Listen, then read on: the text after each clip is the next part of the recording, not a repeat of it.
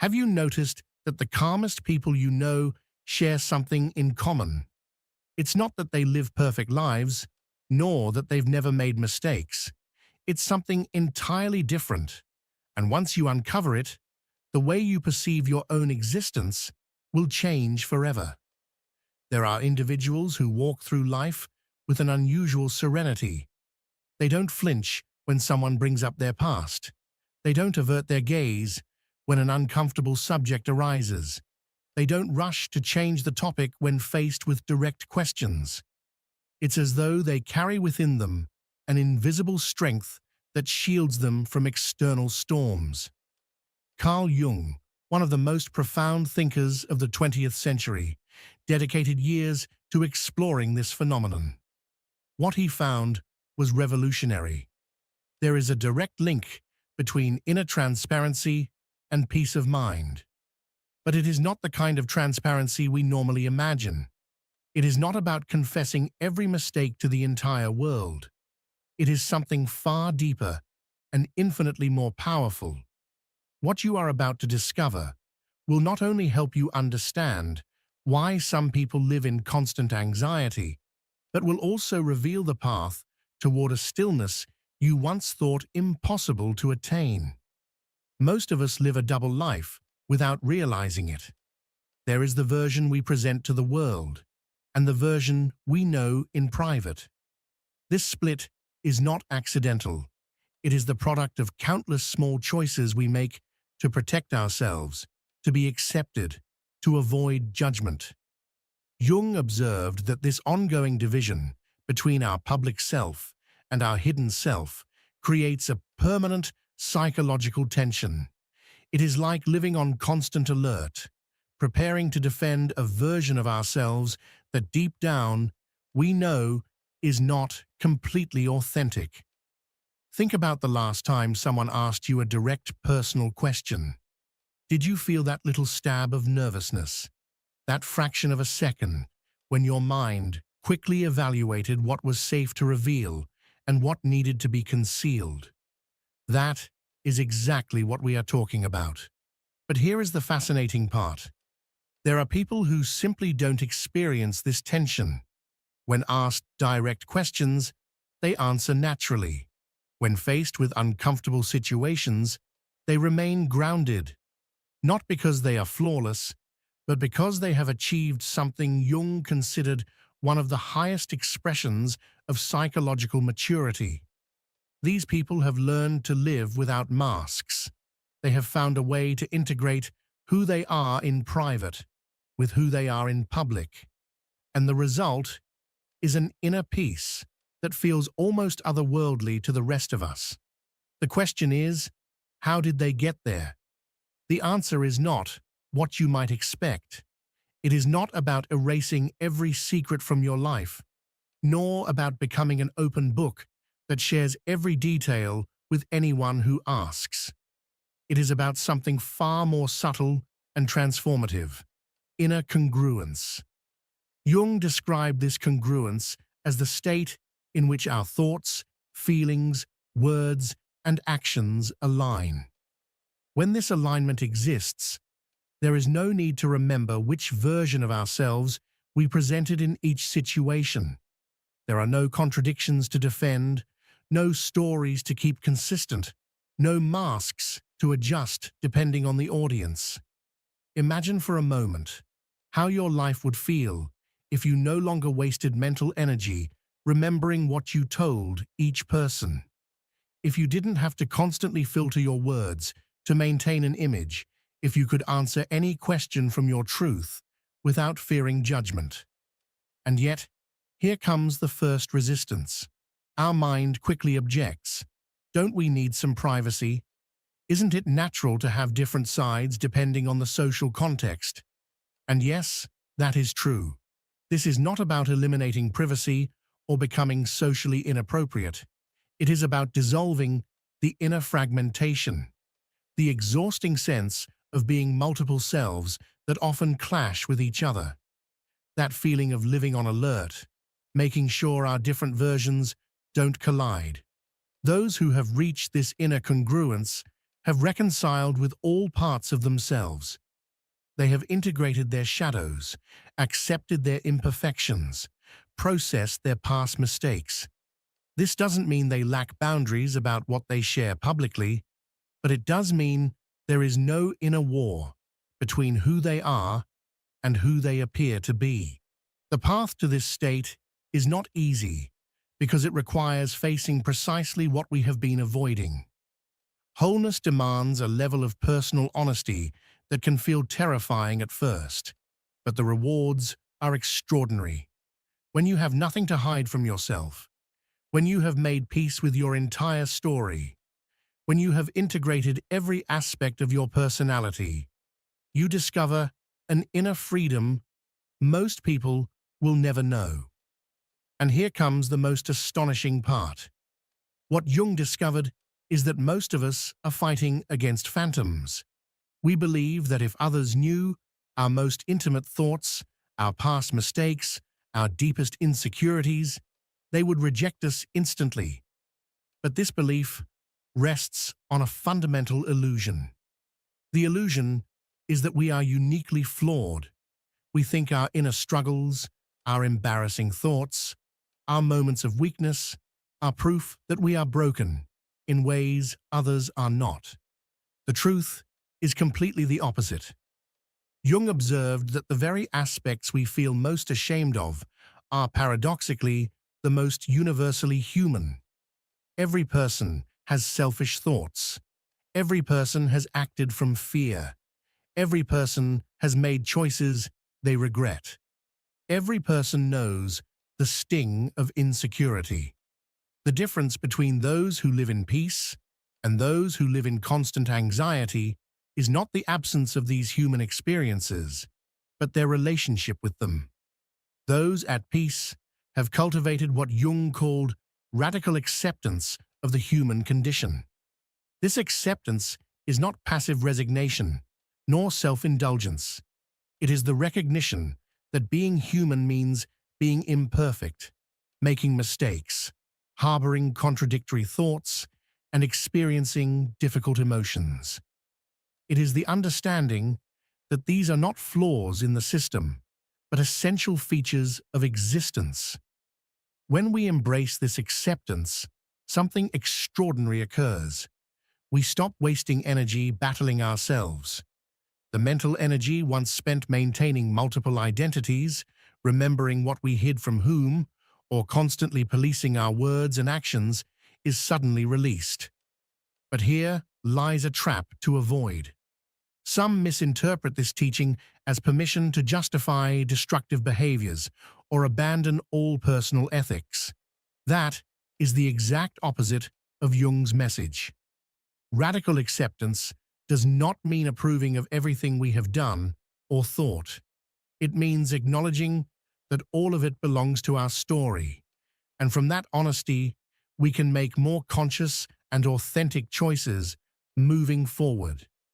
It is the difference between a self-compassion that keeps us stuck and a self-compassion that sets us free to grow, between denial that fragments us and honesty that integrates us. And here is where Jung's perspective takes a surprising turn. The inner peace we seek does not come from perfecting our external image, but from something far more radical, becoming uninterested in our own internal judgment. Think of it this way. How much mental energy do you spend each day judging yourself? How many inner trials do you hold where you play both prosecutor and defense attorney? How often do you replay your words, analyzing whether they were appropriate, acceptable, or correct? Those who have attained inner peace have achieved what seems impossible.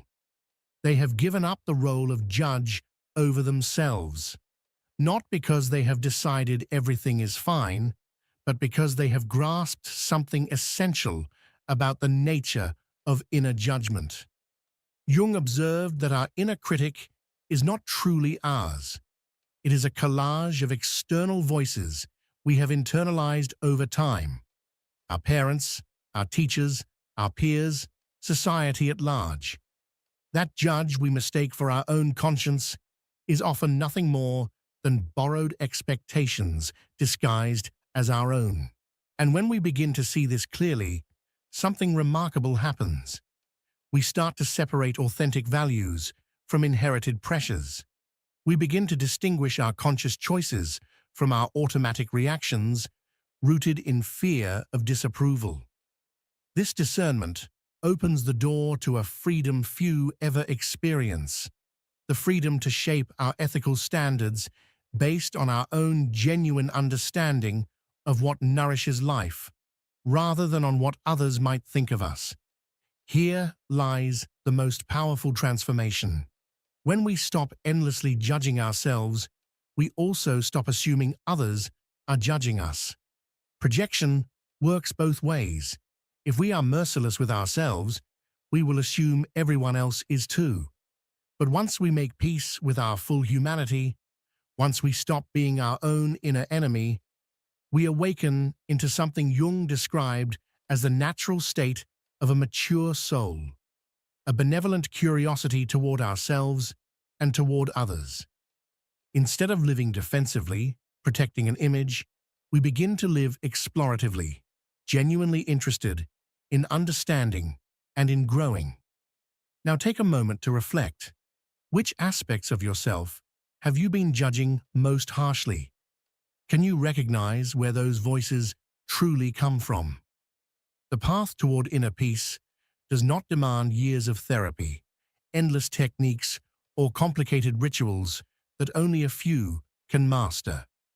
Carl Jung suggested that the beginning of this transformation can be surprisingly direct, something that anyone, regardless of background or circumstance, can practice. He called this the unveiling of transparency, a process through which we gradually remove the unnecessary layers that keep us distant from our own essence. The journey starts not with a grand revolution, but with a small act of honesty, one that can quietly yet powerfully alter the direction of our lives. It begins when you identify even a single place in your life where you feel you are wearing a mask, where you are playing a role that does not fully reflect who you truly are. This recognition may come in the workplace, where you nod along to conversations and ideas that you do not actually understand, hoping no one will notice. It may come in social circles, where you shape your words to please others, adding opinions that do not belong to you, fearing rejection if you express what you truly think. Or it may arise in the silence of your own mind, where you deny feelings or thoughts that disturb you, pushing them aside as though they should not exist. The first step Jung emphasized is to recognize these inconsistencies, to see them clearly for what they are, without rushing to judgment or condemnation. The process does not demand that you suddenly change all of your habits. Instead, it asks you to cultivate awareness of where fragmentation exists within you. Simply by noticing the places where your words and your essence are not aligned, you begin the work of integration. The second step follows naturally, practicing small, deliberate acts of authenticity. Imagine being in a meeting, and instead of pretending to understand, you say, "I'm not entirely sure I grasp that. Could you explain it another way?" Or in a conversation with friends, instead of echoing an opinion that doesn't resonate, you respond with, "I actually see it differently." What emerges from these small moments is often not rejection, but relief. People sense something real in you, something trustworthy. Instead of the judgment you feared, you may encounter respect and an unspoken appreciation. Authenticity disarms pretense, even in others. Many people do not consciously recognize it, but they relax in the presence of someone who is real. They feel a subtle invitation to lower their own masks. This is why Jung described authenticity not as a selfish act, but as a gift, to those around us. The third step, however, demands deeper courage. It is the act of making peace with your own inner imperfections. Every human being has thoughts they label as unacceptable: anger, jealousy, desires they do not understand, fears they would rather not acknowledge. The typical reaction is to fight these thoughts, to bury them, or to feel ashamed for even experiencing them. Jung taught that instead of judgment, we can meet these inner movements with curiosity. When you notice such a thought, you might simply reflect, "How interesting that my mind has produced this. What is it trying to express? What fear or need is beneath it?" This gentle observation shifts the relationship you have with yourself. Instead of being your own critic, you become your own witness. Instead of fighting yourself, you begin to listen. And from that listening grows compassion. And from that compassion grows the freedom to live more authentically. The fourth step expands this practice into your closest relationships. Choose the people who matter most to you, those whose presence you value, and begin to share something you would normally keep hidden. It does not need to be something dramatic. It could be an insecurity, a dream you fear others might laugh at, a perspective you rarely voice because it feels too vulnerable. The purpose is not careless exposure, but a gradual removal of unnecessary barriers. In doing this, you give others the chance to truly know you, not the performance you maintain. And the surprising discovery is that relationships deepen, not because you hide your flaws, but because you reveal your truth. As this practice grows, its effects extend far beyond what you first imagined. Anxiety, for example, begins to lose its grip. Most of the anxiety people carry is not about life itself, but about the strain of maintaining multiple versions of themselves. It is the anxiety of keeping stories straight, of remembering which mask was worn in which situation, of fearing the day when one truth collides with another. When you commit to transparency, this particular burden dissolves. You no longer wake up with that uneasy sense that there is something you must guard or protect. You no longer panic when someone recalls an old conversation, wondering, which version of me did I show then? Instead, you develop what Jung described as a relaxed presence. This presence allows you to be fully engaged in the moment. No part of your mind is wasted on image maintenance. You can listen deeply, respond honestly, and exist with a simplicity that others find magnetic. People notice it, often without knowing why, and they begin to relax in your company. Your authenticity becomes an unspoken permission for them to put down their own defenses. Perhaps the greatest transformation, however, occurs in your relationship with fear. When you have made peace with yourself, when you have accepted the totality of your humanity, the fear of being exposed loses its power. With nothing left to hide, a vast reservoir of hidden anxiety disappears.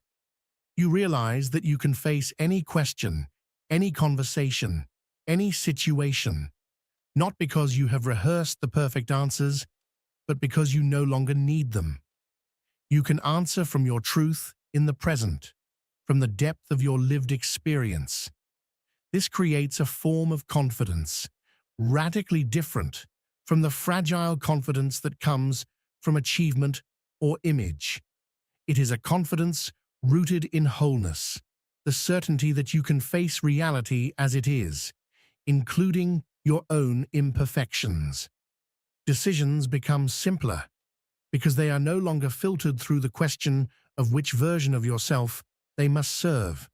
Instead, you ask only, which choice reflects who I truly am? Which path aligns with the direction my soul wishes to move. And something remarkable happens. Far from losing respect, people actually respect you more. They seek your advice, not because you appear flawless, but precisely because you are not pretending. They trust you, not because you have all the answers, but because you do not fake the ones you do not have. In a world addicted to performance, sincerity is rare and therefore invaluable. Reflect for a moment. How would your life change if you no longer wasted energy maintaining masks? What doors would open if you trusted that your authenticity had more value than any illusion of perfection?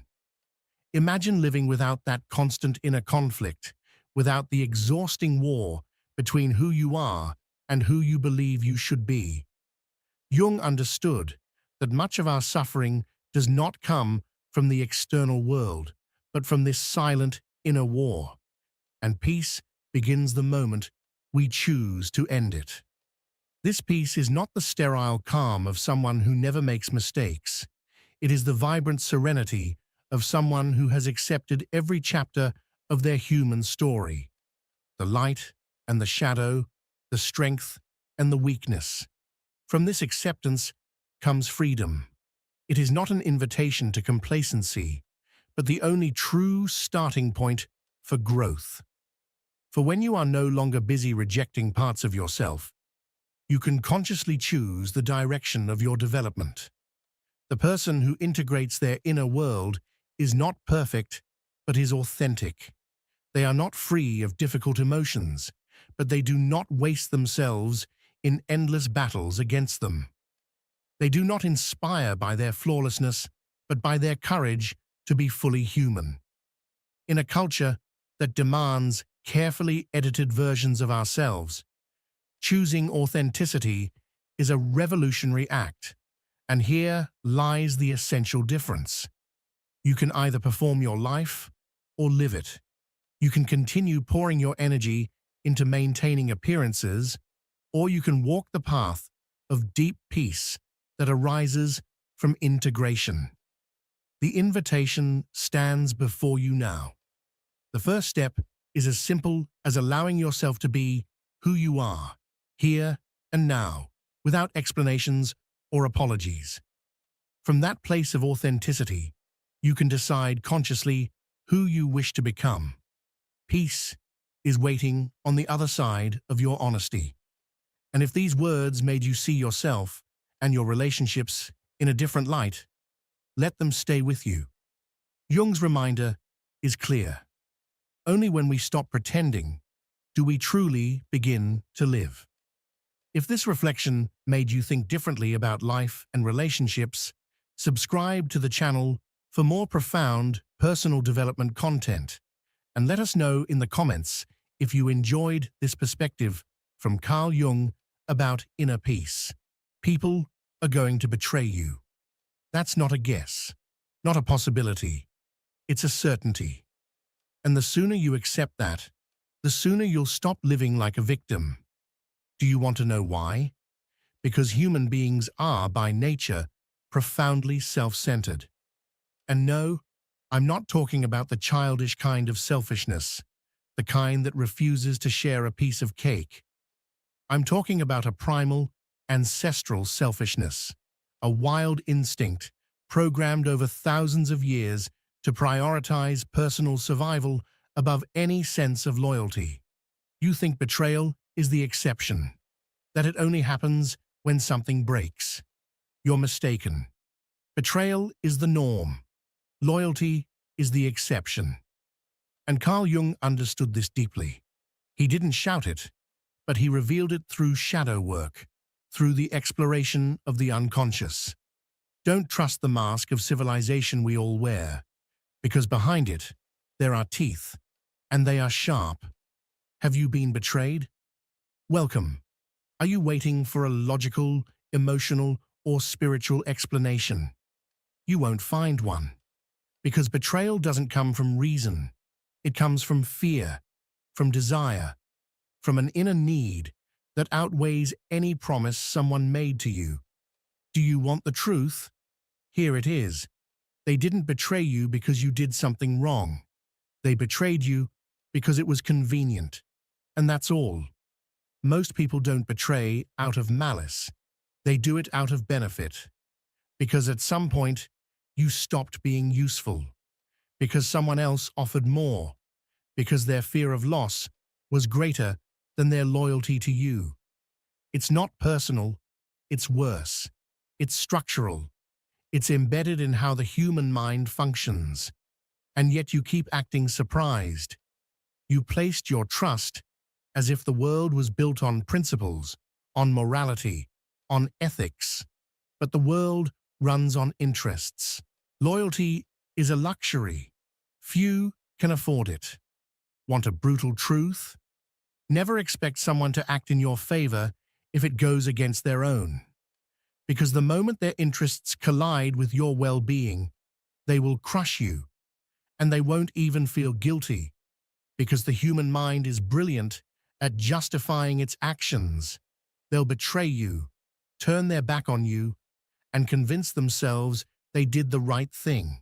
They'll say they had no choice, that it was an accident, that they didn't want to hurt you.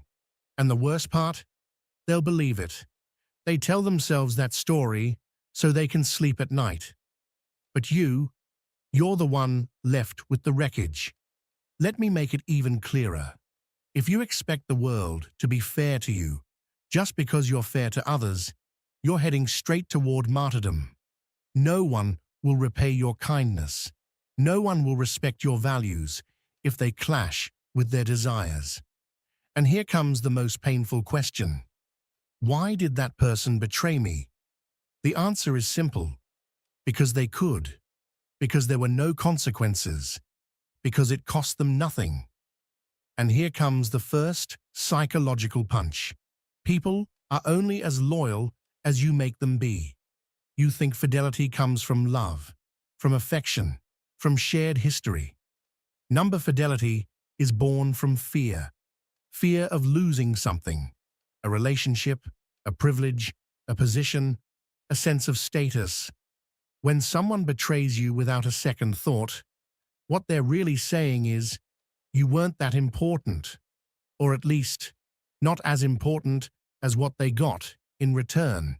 And that hurts more than the betrayal itself, because it reveals something you didn't want to see. You overestimated your place in their life. Jung taught that betrayal often reveals the contents of the shadow, the denied truths, the parts of ourselves and others we don't want to acknowledge. He said that what we don't make conscious will rule our lives, and we will call it fate. People don't fail you because they were ever truly with you. They were with the image of you, the benefit of you, the version of you that was easy.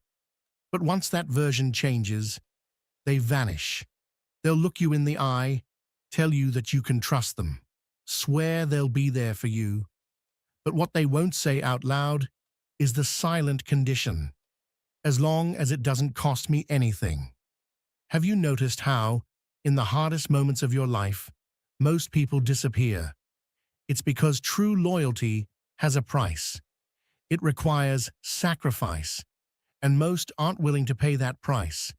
They'd rather invent excuses, say you've changed, that you're different now, that you're negative, demanding, toxic, whatever it takes to justify their absence. And here comes another punch of truth. Betrayal doesn't hurt because of what we lose. It hurts because of what it reveals. It reveals who we were in that relationship. Naive, idealistic, blind, devoted. And it reveals who they truly were. Opportunistic, self-serving, unstable, cowardly. The most terrifying part of betrayal isn't the act itself, but the unveiling. The realization that everything you believed was a lie. And that's where paranoia begins. You start to look at everyone with suspicion. You no longer know who is who. Because if that person, the one you trusted blindly, was capable of stabbing you in the back, then what is everyone else capable of? Distrust floods in. and with it, loneliness. But here's the part no one talks about. At this point, loneliness becomes a privilege, because after a betrayal that is real, deep, and brutal, you can no longer afford to be surrounded by wolves in disguise. Betrayal is a purge, a painful cleansing, a necessary severing. And yes, it costs you dearly, because you still love that person. You still remember what you shared. You still wish they'd come back. But what you're longing for isn't them. It's the illusion. And that illusion is destroying you. You must let it go. Carl Jung spoke of the shadow, the hidden aspects of ourselves we refuse to see. Betrayal brings the shadow to light. Not just theirs, yours. What doesn't kill you can make you stronger, but only if you understand it. Because if you don't, what doesn't kill you will leave you broken, bitter, distrustful. Not stronger, just more closed off. Do you want to grow from betrayal? Then stop idealizing. Stop justifying. Stop romanticizing pain. Accept that human beings are infinitely capable of failure, that no one is immune. And yes, even you, at some point, have been the betrayer in someone else's story. Betrayal exists in all of us, but so does the power to choose, to decide who you will allow to hurt you again. If someone betrays you once, that's on them. If they do it twice, that's on you. Because here's the rule no one wants to accept. Your responsibility isn't to avoid betrayal. It's to ensure it doesn't happen again. And that's only possible in one way, by refusing to idealize. See people as they are, not as you wish them to be. Ask uncomfortable questions. Watch how they behave when no one's watching. Listen to how they speak about others, because that's how they'll speak about you when you're not around. And most importantly, learn to disappear when someone betrays you. Don't explain. Don't beg. Don't seek revenge. Don't try to understand with logic something born from cowardice. Just disappear. The harshest punishment for a traitor is your absence, your silence, your void. Because traitors don't expect real consequences. They expect drama. They expect tears. They expect attention. Give them the one thing they don't expect, nothing. And build from the pain, the rage, the abyss. Make that betrayal your foundation. Not to prove anything to them, but to remind yourself that you're alive, that you're awake, that you don't need anyone who can't hold true to their word. Remember this: betrayal reveals, but it does not define. You are not what was done to you. You are what you do with what was done to you. And if you can stare betrayal in the eyes without becoming what you hate, then you have won. Because right there, in the fire, in the silence of abandonment, is where the unbreakable are forged, the ones who need no one to be invincible. And you know what's the hardest part? When someone betrays you, they don't just shatter your trust in them. They also break the image you had of yourself. Because if that person, the one you gave your affection, time, and secrets to, could destroy you without blinking, then what does that say about you? About your judgment, your discernment, your worth? Betrayal has two blades. One points outward, to them. The other stabs inward, to you. Because when someone betrays you, you don't just think, they failed me. You think something far more dangerous. I was foolish enough to believe they wouldn't. And that thought, that's the one that breaks you. Because it makes you doubt yourself. It shakes your grip on reality. It makes you question everything. It paralyzes you. And here's where the devastation lies. Betrayal doesn't just destroy relationships. It destroys identities. Your identity was tied to that person, that story, that trust. And when it all collapses, you're left without a ground to stand on. You don't know who you are anymore because you can't look at yourself with the same eyes. You can't even trust your intuition. Do you see it now? Betrayal is an inner fracture. It doesn't stay in the act. It settles into your perception. It becomes an echo, a constant doubt, a wound no longer on the skin, but in the way you see everything. And the worst part? You learn to live with it. You learn to distrust everyone, to never show too much, to never fully give, to live halfway, believing that it protects you, when in truth, it just locks you away. Do you know what betrayal does? It turns you into what you swore you'd never be. Cold, calculating, shielded. But that shield, the one you think protects you, also keeps you from feeling, from connecting, from creating anything real. Betrayal leaves a scar so deep that if you're not careful, it turns you into a betrayer too. Because when trust dies, when everything feels like a threat, when you live anticipating the next wound, then, without knowing it, you betray yourself, your empathy, your essence, your ability to trust. It's the perfect cycle of trauma. I was hurt, so now I protect myself by hurting first. They won't betray me again, because I won't give them anything they could use against me. But there you are, alone, armed to the teeth, and hollow inside. And this is where something even darker appears: self-deception. After betrayal, the psyche activates a survival instinct, and one of its most subtle defenses is rewriting the story. You keep telling yourself it wasn't that important, that you saw it coming, that it didn't hurt, that it was for the best. But none of that is true. You do it to avoid breaking even more. And I understand you. Jung did too. We've all done it. But it's a slow poison. Because the more you suppress pain, the more you lose touch with yourself. You start creating false versions of who you are. Strong on the surface, shattered inside. Versions that smile while they bleed. That say, "I'm fine," while they quietly collapse. Want to know what Carl Jung would say about that? That you're drifting away from the self, that you're repressing your shadow, that you're denying your own humanity out of fear of suffering. Because betrayal forces you to choose. Either it destroys you or it transforms you. Here's a brutal truth. You cannot avoid betrayal, but you can choose what to do with the wound. You can let it rot you from the inside, or you can turn it into a mirror, one that shows you who you were, who you became in that relationship, what you ignored, what you tolerated, what piece of yourself you sold to hold on to something already broken. I know it sounds cruel, but there's a part of you that allowed the betrayal. You didn't cause it, but you did endure it. Because, at some level, we all know exactly who we're dealing with. We just pretend not to see when it benefits us.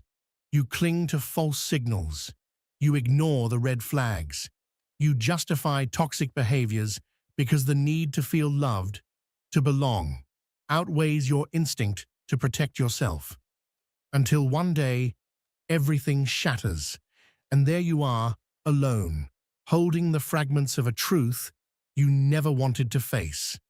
Then the deepest fear arrives. What if I can never trust again? And it's not just about the other. It's the world, the structure, the invisible threads of every connection. Everything feels corrupted. You believe loyalty no longer exists. But that's not the truth. Betrayal makes you see the world as a battlefield. But reality is more subtle. Not everyone will fail you. But you must learn to see differently, to watch what people do, not just what they say, to notice how they treat those who offer them nothing, to observe how they behave when no one's watching. Because that's where the truth lives, in the invisible. And yes, you'll have to let go of many connections.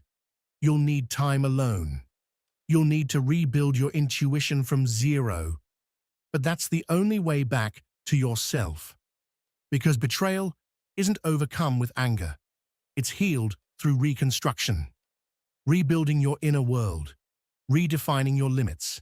Healing your identity. And when you do that, only then, you can trust again. Not blindly, not like before, but with clarity, with strength, with awareness, with open eyes. Don't let a betrayal define your entire story. But don't ignore it either. Don't drown the pain in noise. Don't pretend it didn't leave a mark. Because if you do, you're condemning yourself to repeat it. Watch it, study it, learn from it, then rise, wiser, colder, more selective, but never empty. Now let's go even deeper into the darkness.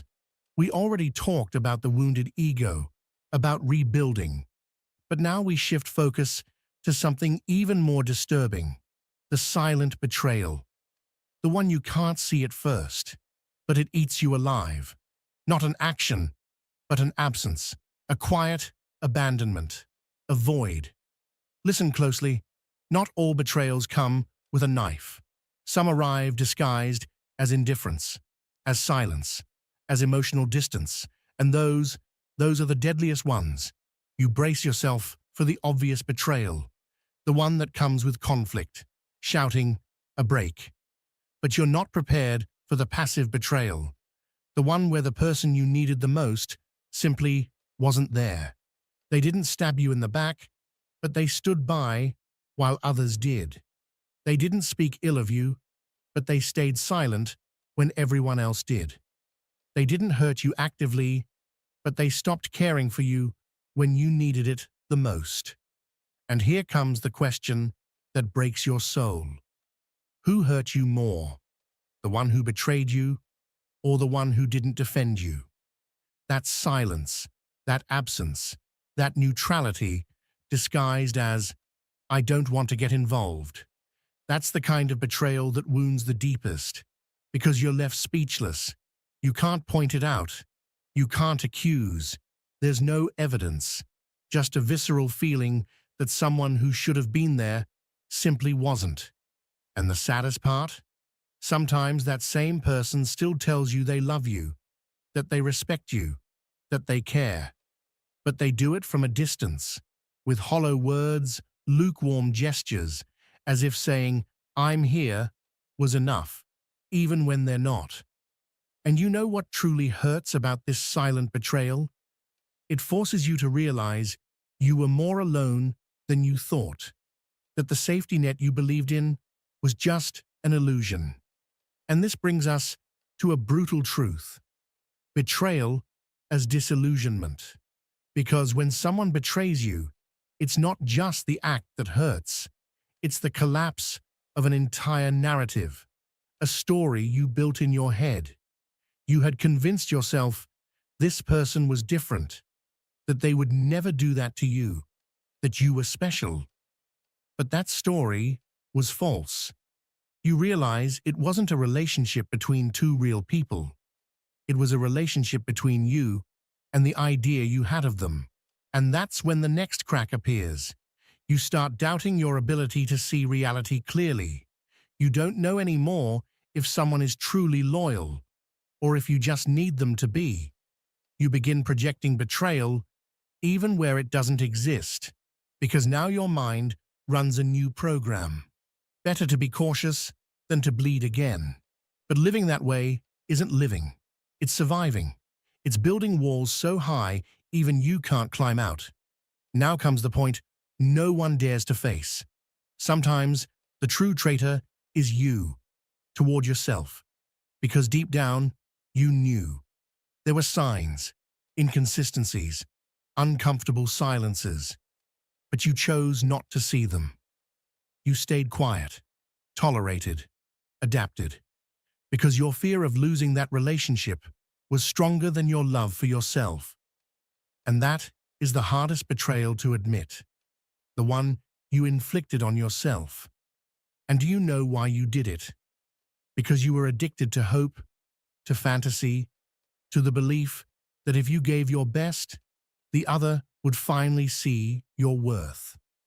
But that's a lie. Not everyone knows how to receive. Not everyone sees value.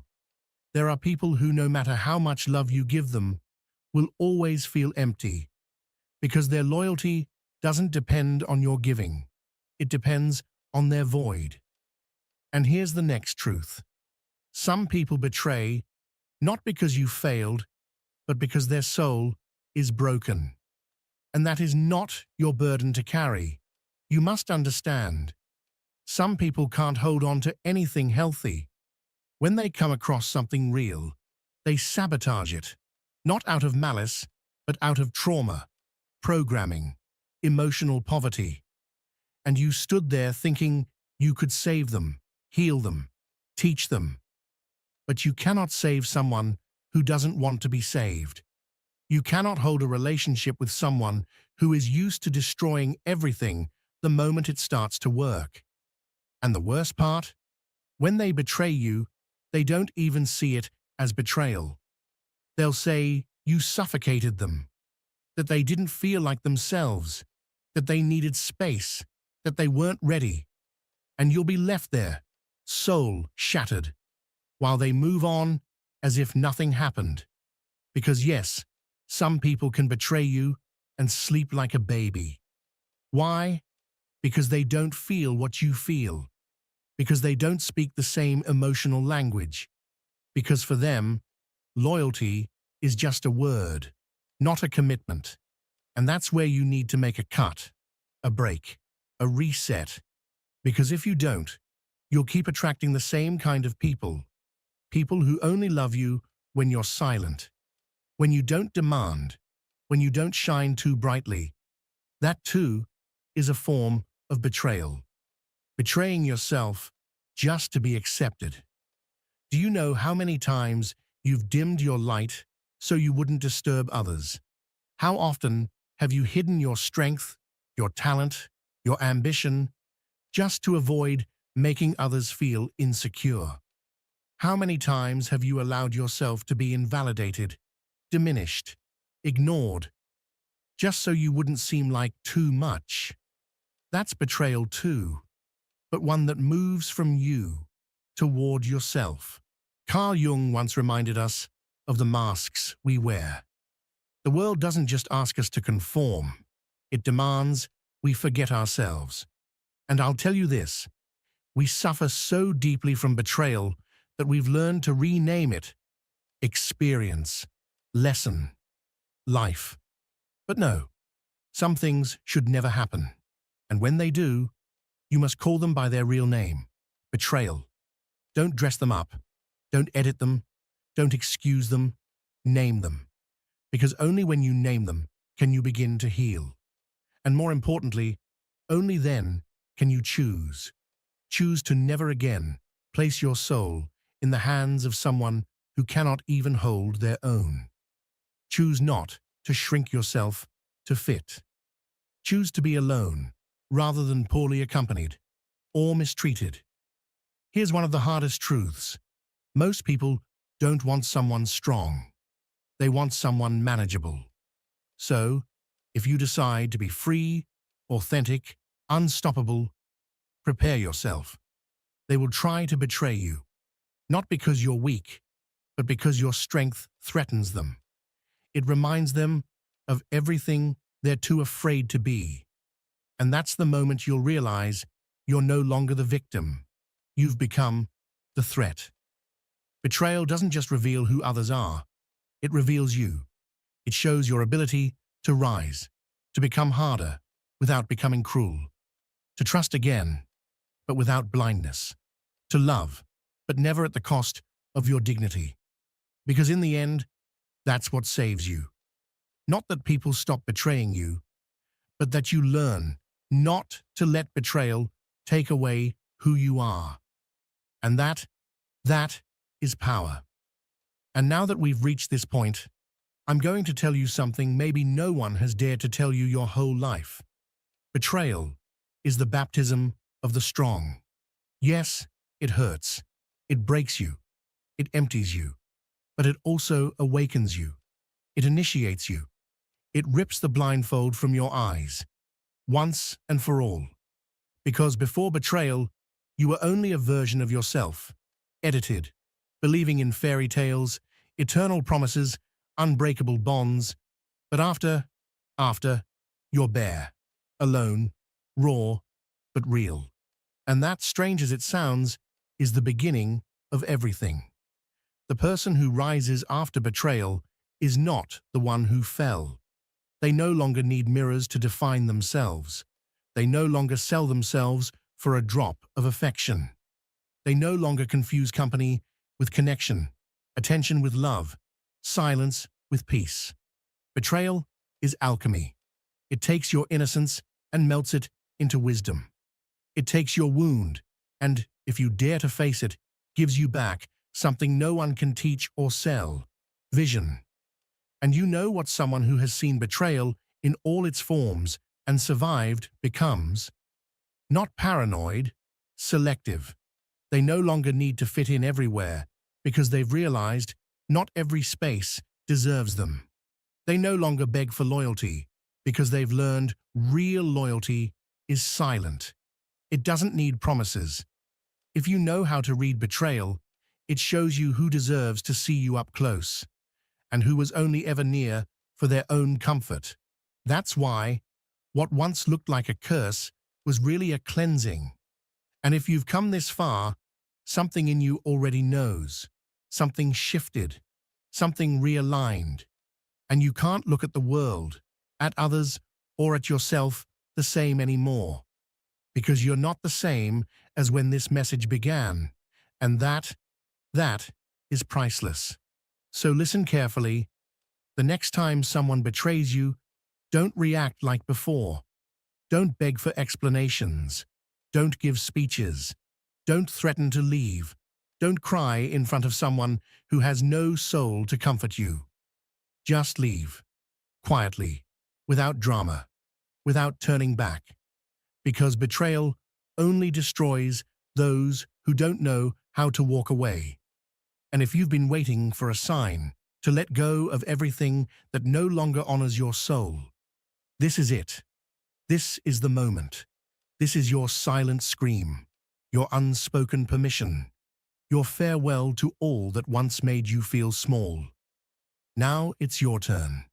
Your turn to become the kind of person who doesn't need applause to keep going, who no longer seeks redemption from those who have no soul left to offer. Someone who no longer begs for fairness from those already indebted to their own conscience. And if you've made it this far, it's not by chance. This video was never just entertainment. It was a mirror, an awakening, a ritual. Now the choice is yours, to decide what to do with what you've just seen. But if something deep inside stirred, if it touched something you've buried for too long, then do one thing: subscribe, because this channel isn't for everyone. It's for those ready to break their masks, their excuses, their limits. And if you're one of them, leave a comment with this phrase: "I'm no longer who I was when this video began." That's how I'll know you're one of the awakened. I'll see you in the next one. But remember, the next time they betray you, underestimate you, ignore you, don't let them find you in the same place. Disappear from where you were never valued. Reappear where no one expected you. That's where real power begins. And you've just crossed that threshold. Welcome. Or better said, welcome back to yourself. See you in the shadows. You glance at the clock. 6 in the morning. The alarm rings, and with it comes the weight of another day. You rise, not because your soul calls you to, but because an invisible hand forces you into motion. Your body feels heavy, your spirit restless. You shower quickly, drink coffee to silence your fatigue, scroll through your phone in search of meaning that never comes. Get dressed, rush outside, run, arrive, put on the mask, obey, deliver, comply, leave, return home, numb yourself with distractions. And at night, you fall into bed with the echo of the same weary thought. Tomorrow will be different. But tomorrow arrives only to mirror yesterday. Days blend into weeks, weeks fade into years, and a lifetime vanishes while you barely notice it slipping through your hands. And perhaps the cruelest part is not that the cycle repeats endlessly. The cruelest part is that you have learned to call it life. You've been trained to call it responsibility, to call it freedom, when in truth, it is neither. Paying bills is not freedom. Scrolling through endless feeds is not freedom. Choosing the flavor of your coffee is not freedom. What you have mistaken for freedom is only a prison with invisible walls. Real freedom, the kind Carl Jung pointed toward, is the courage to say, I do not want this life. I long for another, and I have the strength to create it. Yet deep inside, you know, you cannot. You are bound. Bound to the paycheck that barely sustains you. Bound to the routine that numbs you. Bound to the debts that drain you. Bound to the fears that silence you. Bound to the house that keeps you trapped in order to maintain it. Bound to the phone that connects you to everyone except yourself. You live inside chains that you can barely name, but they tighten every single day. And the world tells you this is maturity. They whisper that this is success. They applaud and call it living. But Jung revealed something the world refuses to admit. The one who blindly conforms to society loses the self. They exchange their essence for masks, their authenticity for approval, their soul for applause. The world may celebrate the mask, but the mask suffocates the soul. Jung taught that awakening is not about adding more, but about stripping away. It is not about gaining, but about unlearning. Freedom is not born from possessions, status, or recognition, but from facing your own depths without escape. The one who dares to confront their shadow no longer seeks to impress others, because they have tasted something far greater: authenticity. The self cannot be bought with a salary, it cannot be earned with recognition, and it cannot be found in the applause of the crowd. It emerges in silence, when you are able to sit with yourself without fear. Jung warned that the one who sells their soul for approval becomes wealthy on the surface, but starved within. True power is not in controlling others, but in becoming whole enough within yourself that you no longer need to. And here you are, with everything you were told would fulfill you. Yet you feel empty. Why? Because you were deceived. You were taught that happiness lives in more possessions, more speed, more distractions, more masks. But the truth is not in more. The truth is in less. Less noise, less pretending, less fear, less emptiness disguised as duty.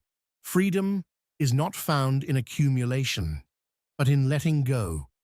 It is not discovered in the roles you perform for the crowd, but in who you become when the stage is silent.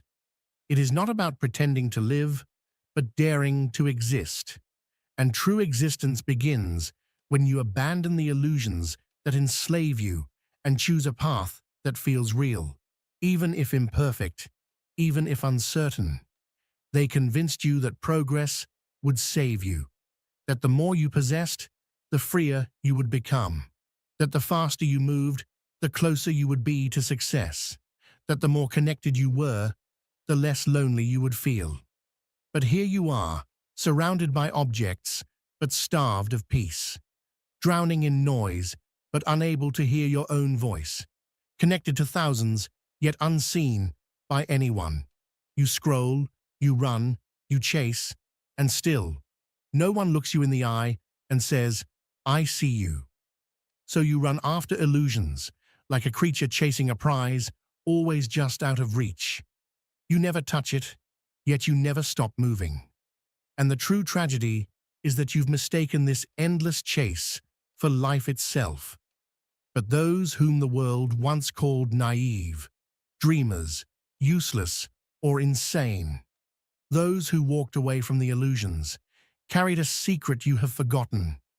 The path you long for is not outward. It is inward. It always was. It always will be. Carl Jung often reminded us that modern humanity has mastered the art of conquering the outer world, yet remains estranged from its own inner depths. He observed that a person could gather wealth, recognition, and possessions, and still feel an unbearable emptiness inside. Why? Because what is ignored within does not vanish. It transforms and returns, disguised as fate. He knew that genuine freedom is not measured by what we own, nor by the roles we perform for society, but by the moment when desires lose their power over us, when possessions no longer define us, when the masks we wear finally fall away, and the authentic self is allowed to emerge from within. But what about you? Can you say you live with that kind of freedom?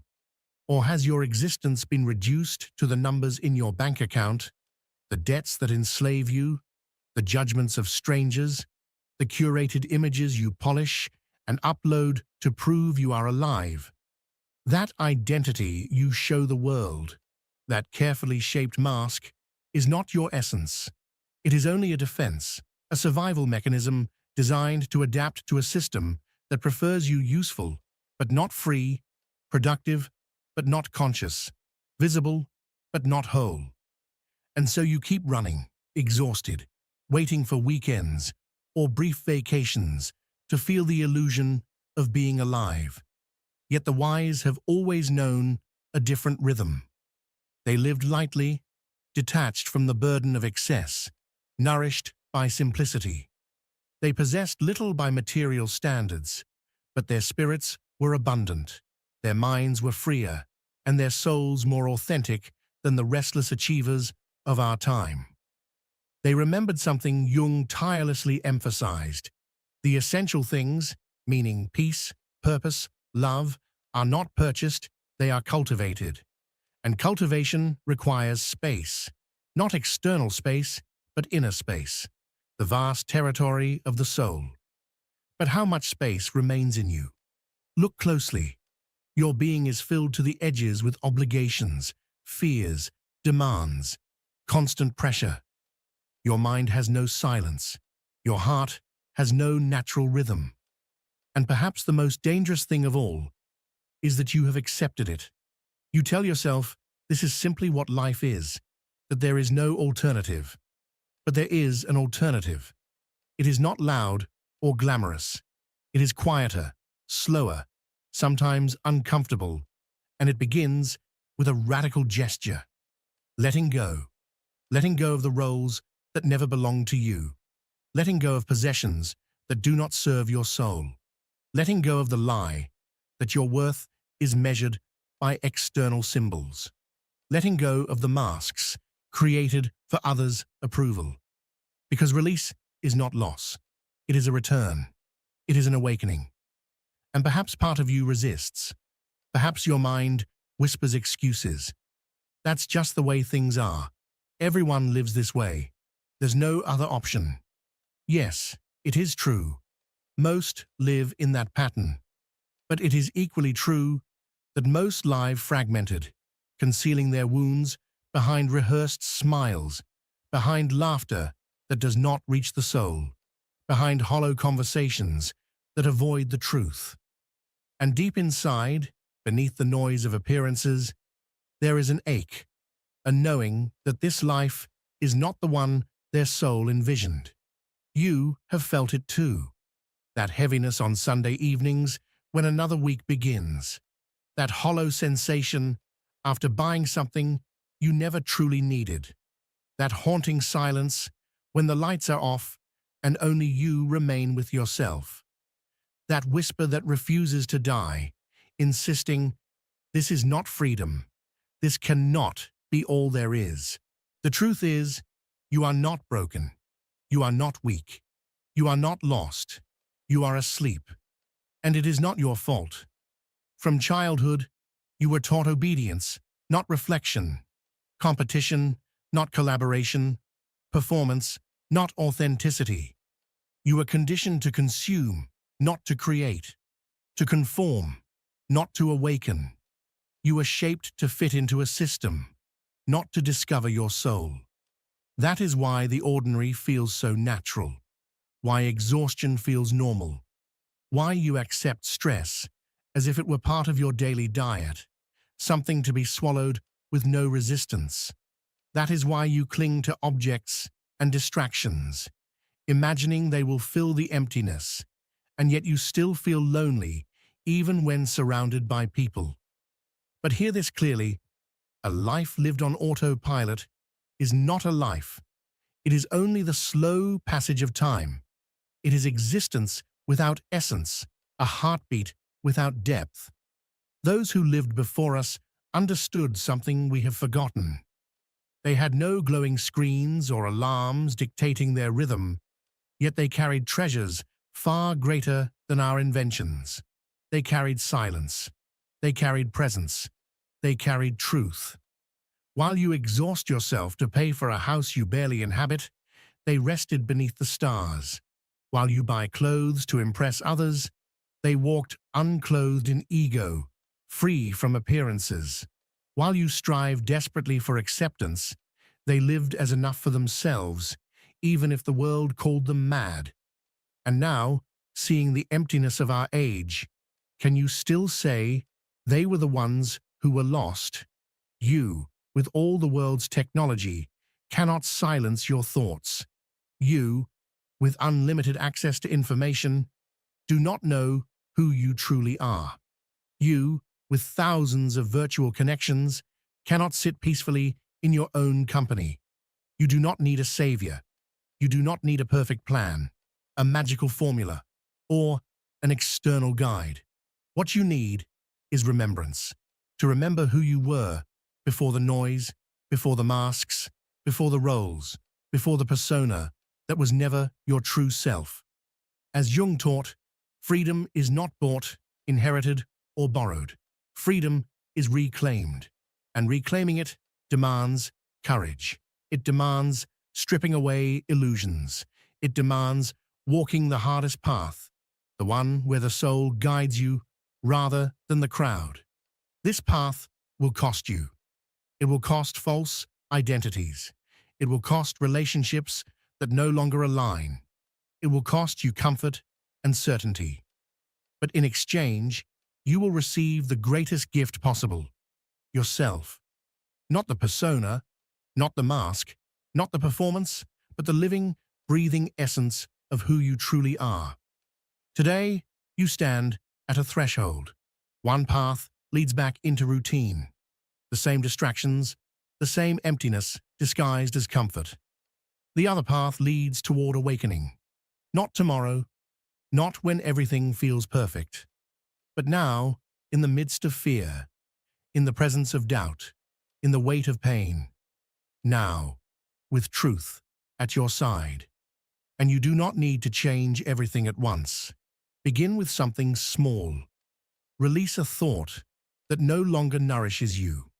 Step away from a routine that traps you. Distance yourself from a bond that quietly erodes your spirit. Stop repeating the lie you tell yourself each day. Let it go. Even if it feels like loss. Even if it feels like nothing remains. Because only when you let go of what you thought was essential do you discover what truly is. The self that has been waiting beneath it all. And if you are still listening now, it means something inside you is awake.